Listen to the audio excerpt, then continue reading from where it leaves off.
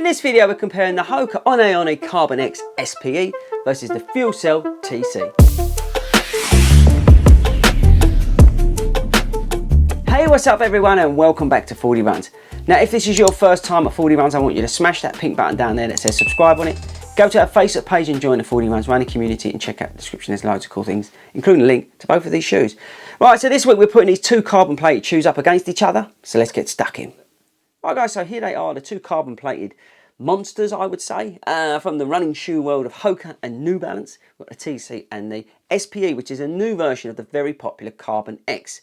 Now before we get into which one I prefer, let's get into some of the stats and the features like we always do on the channel. So let's start off with the Fuelcell TC. Now this shoe is £180 here in the UK, and you can just about get your hands on it now.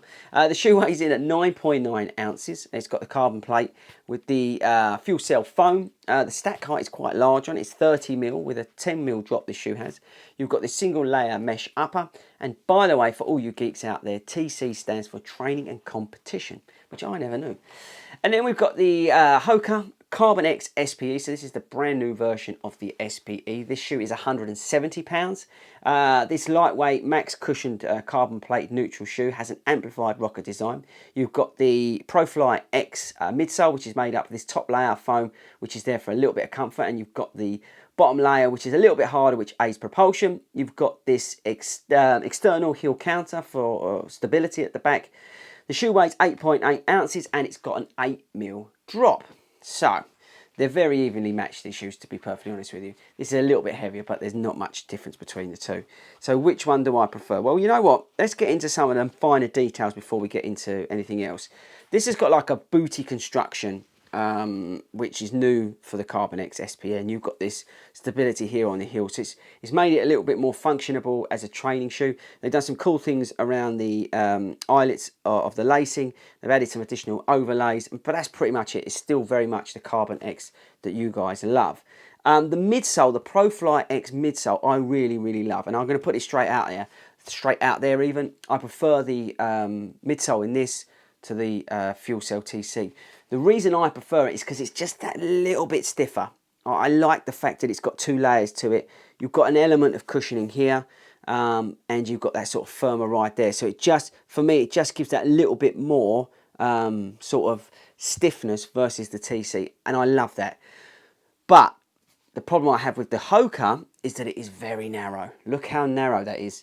And for me, it's too narrow. I'm struggling still with this shoe. I really find my foot's pushing over there. I'm persevering with it. Someone actually told me to cut a little bit in it, because it feels great when you're running along, because you've got that rocker design with the carbon plate. It just feels great as you're sort of gliding along.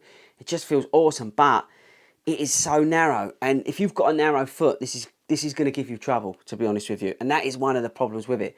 The other thing I've kind of getting irritated with is the booty construction. It just, for me, it's just a little bit too much material in it, if that makes any sense. A lot of the booty construction shoes, they're sort of quite tight when you put them on, if that makes any sense, but this just seems to have a little bit excess material, so that's a bit annoying with that shoe. The Fuelcell TC is, for me, too soft on the inside, and I'm going to try and show you that. It's not a bad thing, because if you don't fatigue pronate like me, you're going to love this shoe, especially with the carbon plate. So the Fuelcell midsole, which is just about as responsive as you want, combined with the plate, it just feels great. You don't have like the rocker design you do in the Hoka, but you get that nice sort of bounce and then the kick from the carbon plate, and it just feels great. It is nice and wide. You know, there's plenty of room in the toe box there. It's not the widest one out there, but it's definitely wider than the Hoka. So it performs exceptionally well. But like I say, the problem I've got is on the inside I'm collapsing. So that's another reason why out of these two, I go for the Hoka. And that's the thing, they're very evenly matched. Price-wise, they're the same. They've both got carbon plates in them. I think it comes down to really what you're after. If you're after a soft, responsive ride, and obviously you've got a slightly wider foot, then go for the TC. If you've got, if you want a sort of firmer ride, and you've got a slightly narrower foot, then go for the Carbon X SPE.